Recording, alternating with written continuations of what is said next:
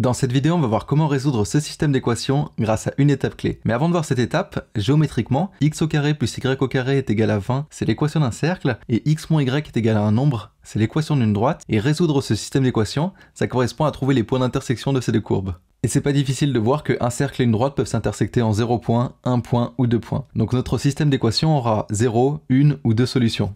Alors voyons maintenant l'étape clé pour résoudre ce système d'équations, et cette étape clé est simplement de partir de la deuxième équation x moins y est égal à 6, et à partir de cette équation, d'exprimer x en fonction de y, ou y en fonction de x. Alors là, typiquement, on va faire passer le moins y à droite de l'équation, et on obtient alors x est égal à y plus 6. Et maintenant, on va tout simplement remplacer dans la première équation x par y plus 6. Donc on obtient y plus 6, le tout au carré, plus y au carré est égal à 20. Et voilà tout l'intérêt de cette étape, c'est que de cette façon, on a obtenu une équation avec seulement une inconnue, donc ici y, et donc cette équation sera beaucoup plus simple à résoudre. On va commencer par développer y plus 6, le tout au carré. Si vous connaissez vos identités remarquables, ça nous fait y au carré plus 12y plus 36, et donc après il nous reste le plus y au carré est égal à 20. On peut ajouter les y au carré, donc on obtient 2y au carré plus 12y plus 16 est égal à 0. Et donc là on voit que ce polynôme du second degré a tous ses coefficients pairs, donc pour simplifier les calculs, on va diviser cette équation par 2, et on obtient y au carré plus 6y plus 8 est égal à 0. Et là on va pas se prendre la tête. Pour résoudre cette équation, on va utiliser le discriminant, donc qui est calculé par la formule b au carré moins 4ac.